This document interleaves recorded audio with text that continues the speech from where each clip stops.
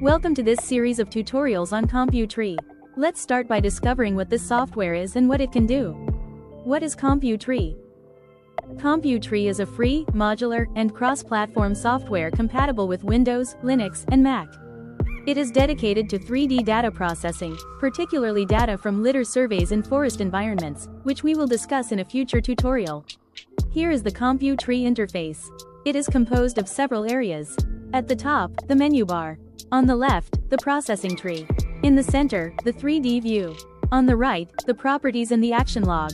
The menu bar at the top of the interface contains the main features of Computree. This is where you can open or save your projects, export your processing workflows as scripts, manage the 3D display, or change the software language. It also allows you to add steps to your processing chain, run it, and access various configuration settings. We will take the time to go over these tools in future tutorials through practical demonstrations.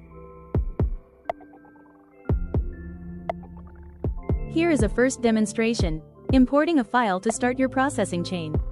We are going to load a LAS file and then run the first processing step. This is an operation you will repeat in every processing chain.